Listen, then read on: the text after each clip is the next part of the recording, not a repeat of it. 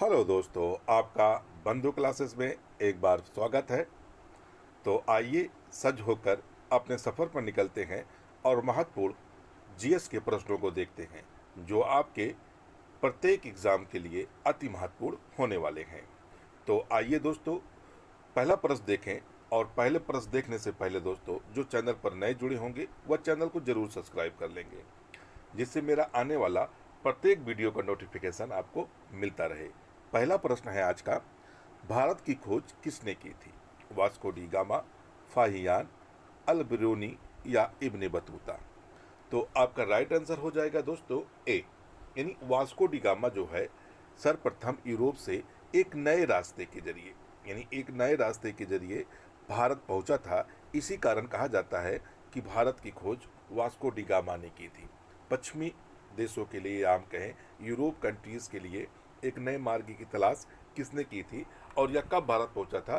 तो 1498 ईस्वी में, 1498 ईस्वी में यह भारत पहुंचा था और एक नए मार्ग के जरिए, इसी कारण इसे भारत की खोज की थी। आइए अगला प्रश्न देखते हैं। अगला प्रश्न है दोस्तों, मनुष्य ने सबसे पहले किस जंतु को पालतू बनाया था? कुत्ता, बिल्ली, घोड़ा या बकरी? तो आपका राइट आंसर है ए, कुत्ता। यानी मनुष्य के द्वारा जिस जंतु को सर्वप्रथम पालतू बनाया गया वह कौन था? कुत्ता था। कहा जाता है दोस्तों, एक जम्मू कश्मीर में स्थल है पूरा पाषाणकालीन बुर्ज होम के स्थल से एक ऐसी कब्र का साक्ष्य प्राप्त हुआ है जिसमें मनुष्य के साथ साथ कुत्ते को भी दफनाया गया है। ऐसी मान्यता रही होगी कि कुत्ता इस पृथ्वी पर रहकर मनुष्य की सेवा कर रहा है, तो वह ऊपर स्वर्ग में भी मनुष्य की सेवा करेगा। इसी कंसेप्ट के जरिए हो सकता है मनुष्य के साथ कुत्ते को दफनाया गया था। लेकिन ये तो आपके एक कंसेप्ट के लिए मैंने बताया, लेकिन आपके लिए एग्जाम के लिए ये महत्वपूर्ण होता है कि कुत्ते को मनुष्य के साथ दफनाने का साक्ष्य कहाँ से प्राप्त हुआ है? तो वह बुर्ज होम से प्राप्त हुआ है। आइए अगला प्रश्न देखते हैं। अगला प्रश्न है दोस्तों, निम्नलिखित में से किस शहर को झीलों की नगरी कहते हैं? जयपुर, उदयपुर, नैनीताल या वाराणसी? तो आपका राइट आंसर होगा बी, यानी उदयपुर। उदयपुर कहाँ स्थित है? तो राजस्थान में स्थित है। उदयपुर कहाँ है? राजस्थान में है। यहाँ पर कई सारी झीलें पाई जाती हैं, यानी उदयपुर में कई सारी प्रमुख झीलें पाई जाती हैं। इसी कारण उदयपुर को झीलों की नगरी कहा जाता है। आइए अगला प्रश्न देखते हैं। अगला प्रश्न है, स्वांग किस राज्य का प्रसिद्ध लोक नृत्य कला है? कर्नाटक, हरियाणा, तमिलनाडु या उत्तर प्रदेश? जो स्वांग है दोस्तों, यह हरियाणा की एक प्रसिद्ध नृत्य कला है। तो आपका राइट आंसर क्या होगा? बी हो जाएगा। अगला प्रश्न देखते हैं। अगला प्रश्न है दोस्तों, भारत का संवैधानिक मुखिया कौन होता है? प्रधानमंत्री, राष्ट्रपति, लोकसभा अध्यक्ष या उपराष्ट्रपति? तो संवैधानिक प्रमुख की अगर हम बात करें तो भारत का जो संवैधानिक प्रमुख होता है वह राष्ट्रपति होता है। यानी आपका राइट आंसर बी होगा, क्योंकि जितने भी कार्य होते हैं वह किसके नाम पर होते हैं? प्रधानमंत्री, राष्ट्रपति के नाम पर किए जाते हैं। कहा जाता है दोस्तों, जब संसद के द्वारा कोई विधेयक या बिल पारित किया जाता है, जब तक उस पर राष्ट्रपति सिग्नेचर ना कर दे तब तक वह क्या होता है? कानून का रूप नहीं लेता है। क्योंकि जितने भी मंत्रिमंडल हैं वह किसके उत्तरदायित्व होते हैं? लोकसभा के प्रति होते हैं। और लोकसभा से जो भी बिल या विधेयक पास किए जाते हैं बिना राष्ट्रपति की अनुमति के, वह सिग्नेचर के क्या होते हैं? कानून नहीं बनते हैं। तो भारत का जो संवैधानिक प्रमुख है या नाम मात्र का प्रमुख है वह कौन सा है? राष्ट्रपति है। अगर वास्तविक प्रमुख की बात कर लें तो भारत का जो वास्तविक प्रमुख होता है, संवैधानिक प्रमुख होता है, वह कौन होता है? प्रधानमंत्री होता है। अगला प्रश्न देखते हैं। अगला प्रश्न है, भारत में जिप्सम का सर्वाधिक उत्पादन निम्नलिखित में से किस राज्य में होता है? हरियाणा, कर्नाटक, उड़ीसा, राजस्थान? तो आपका राइट आंसर होगा दोस्तों डी, यानी राजस्थान में जिप्सम का सर्वाधिक उत्पादन किया जाता है। आइए अगला प्रश्न देखते हैं।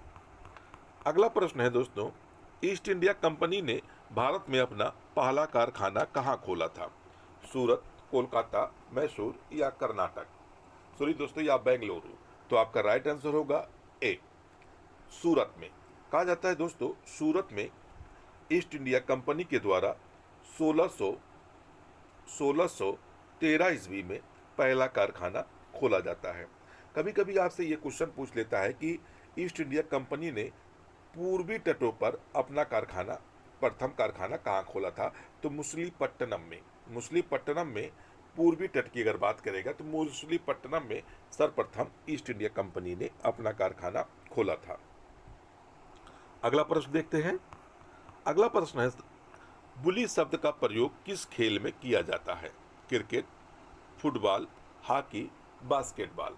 तो जो ये बुली शब्द है दोस्तों, या हॉकी खेल में इसका इस्तेमाल किया जाता है। आपका राइट आंसर सी। अगला प्रश्न देखते हैं। मैग्सेसे पुरस्कार पाने वाले पहले भारतीय कौन थे? विनोबा भावे, रविंद्रनाथ टैगोर, दयानंद सरस्वती, गोपाल कृष्ण गोखले। तो आपका राइट आंसर होगा दोस्तों ए विनोबा भावे। यानी जो मैग्सेसे पुरस्कार है इसे सर्वप्रथम किस भारतीय को दिया गया था? तो विनोबा भावे को दिया गया था। यह पुरस्कार दोस्तों साहित्य और पत्रकारिता के क्षेत्र में या दोस्तों पत्रकारिता के क्षेत्र में दिया जाता है। अगला प्रश्न देखते हैं। अगला प्रश्न है दोस्तों, वेदों में सबसे प्राचीन वेद कौन सा है? ऋग्वेद, सामवेद, यजुर्वेद या अथर्ववेद? तो आपका राइट आंसर होगा ए ऋग्वेद। ऋग्वेद में 10 मंडल पाए हैं। 10 मंडल है, जिसमें 9वां मंडल जो है वह पूरी तरह से सोम देवता को समर्पित है। आइए अगला क्वेश्चन देखते हैं। अगला क्वेश्चन है दोस्तों, किसने खालसा पंथ की स्थापना की थी? गुरु गोविंद सिंह, गुरु नानक देव, गुरु अंगद देव या गुरु रामदास? तो आपका राइट आंसर होगा ए गुरु गोविंद ने खालसा पंथ की स्थापना की थी। अगर गुरु नानक की बात करें, इन्होंने ही सिख धर्म की स्थापना की थी। जो सिख धर्म है दोस्तों, किसने स्थापना किया था? तो गुरु नानक देव। कहा जाता है सिख धर्म में 10 गुरुओं का कंसेप्ट है, जिसमें पहले गुरु गुरु नानक देव थे और 10वें गुरु जो थे गुरु गोविंद सिंह थे। आइए अगला प्रश्न देखते हैं। अगला प्रश्न है, कथक किस राज्य का शास्त्रीय नृत्य है? कर्नाटक, तमिलनाडु, उत्तर प्रदेश या हरियाणा? तो आपका राइट आंसर होगा सी उत्तर प्रदेश का। उत्तर प्रदेश का एकमात्र शास्त्रीय नृत्य जो है वह कौन सा है? कथक। आइए अगला प्रश्न देखते हैं। अगला प्रश्न है दोस्तों, निम्नलिखित में से कौन सा तत्व सबसे कठोर है? सीसा, हीरा, एल्युमिनियम, ग्रेफाइट? तो जो निम्नलिखित तत्व आपके सामने दिए गए हैं, इनमें बी आपका राइट आंसर होगा, क्योंकि हीरा जो है इन सब में सबसे अधिक कठोर धातु है। आइए अगला प्रश्न देखते हैं। अगला प्रश्न है, निम्नलिखित में से किस भारतीय राज्य की राज्य भाषा अंग्रेजी है? नागालैंड, सिक्किम, मणिपुर, केरल? तो आपका राइट आंसर होगा ए नागालैंड। यानी नागालैंड की जो राज्य भाषा है वह कौन सी है? ए। तो दोस्तों आपको कमेंट बॉक्स में बताना है कि उत्तर प्रदेश की राजकीय भाषा या राज्य भाषा कौन सी है। यानी उत्तर प्रदेश की अगर हम बात करें, उत्तर प्रदेश की राज्य भाषा क्या है, या आप हमें कमेंट बॉक्स में बताएंगे कि उत्तर प्रदेश की राज्य भाषा कौन सी है। आइए अगला प्रश्न देखते हैं। अगला प्रश्न दोस्तों, बांदीपुर अभयारण्य किस राज्य में स्थित है? उत्तर प्रदेश, कर्नाटक, पश्चिम बंगाल या मध्य प्रदेश? तो आपका राइट आंसर होगा दोस्तों बी कर्नाटक में। अगला प्रश्न देखते हैं। अगला प्रश्न है दोस्तों, लोक निर्माण विभाग की स्थापना किस गवर्नर जनरल ने की थी? Lord Dalhousie, Lord Bentinck, Lord Cornwallis या लॉर्ड हेस्टिंग? तो आपका राइट आंसर होगा a Lord Dalhousie. Lord Dalhousie का जो शासन पीरियड था भारत में, जिस समय वो किया था, लॉर्ड जो डलहौजी था दोस्तों, वो 1848 से लेकर 1856 तक का लॉर्ड डलहौजी जो है भारत का गवर्नर जनरल रहता है। आइए अगला प्रश्न देखते हैं। अगला प्रश्न है, a bunch of old letters के लेखक कौन है? आचार्य नरेंद्र देव, ए जी रंगा, जवाहरलाल नेहरू, या सरोजनी नायडू। तो आपका राइट आंसर हो जाएगा दोस्तों सी, जवाहरलाल नेहरू। अगला प्रश्न देखते हैं। अगला प्रश्न है दोस्तों, मानव शरीर में लाल रक्त कण के उत्पादन के लिए क्या आवश्यक है? केवल आर्सेनिक और जस्ता, केवल लोहा और जस्ता, केवल आर्सेनिक और लोहा, या आर्सेनिक, लोहा, सीसा और जस्ता। तो आपका राइट आंसर होगा बी, केवल लोहा और जस्ता। यानी जो मानव में लाल रक्त कण बनते हैं उनके उत्पादन के लिए हमें किस तत्व की आवश्यकता होती है? लोहे और जस्ते की। आइए अगला प्रश्न देखते हैं। अगला प्रश्न है दोस्तों, सविनय अवज्ञा आंदोलन की शुरुआत कब हुई थी? 1930, 1932, 1933 या 1935? तो आपका राइट आंसर हो जाएगा दोस्तों ए, 1930। यानी सविनय अवज्ञा आंदोलन किसने शुरू किया था?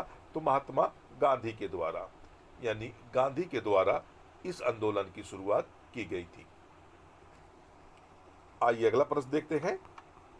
अगला प्रश्न है, लाला लाजपत राय के राजनीतिक गुरु थे? गैरीबोल्डी, मैजनी, विवेकानंद या दादा भाई नौरोजी? तो आपका राइट आंसर हो जाएगा बी, मैजनी। अगला प्रश्न देखते हैं। व्यक्तिगत सत्याग्रह किसने शुरू किया था? विनोबा भावे, जवाहरलाल नेहरू, सरदार पटेल, शौकत अली? अगर इसमें दोस्तों क्योंकि शुरू करने की बात किया जाए तो जो व्यक्तिगत सत्याग्रह है इसकी शुरुआत महात्मा गांधी ने की थी, यानी गांधी ने की थी।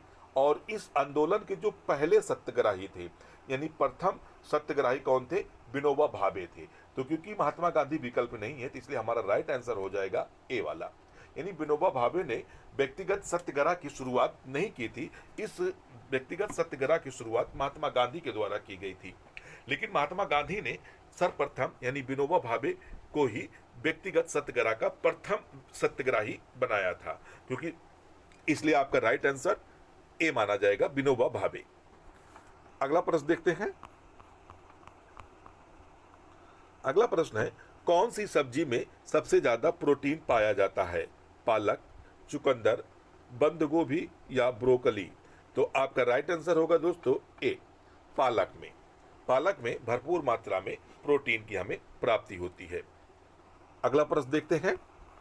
अगला प्रश्न है दोस्तों, 1906 में कलकत्ता कांग्रेस अधिवेशन की अध्यक्षता किसने की थी? बाल गंगाधर तिलक, गोपाल कृष्ण गोखले, अरविंद घोष या दादा भाई नौरोजी? तो आपका राइट आंसर हो जाएगा दोस्तों डी, दादा भाई नौरोजी ने। और यह अधिवेशन कहाँ हुआ था? कलकत्ता में हुआ था। तो एक और आपके इंटरेस्टिंग फैक्ट जानना जरूरी है, बाल गंगाधर तिलक जो है या कभी भी राष्ट्रीय कांग्रेस के अध्यक्ष नहीं बने थे।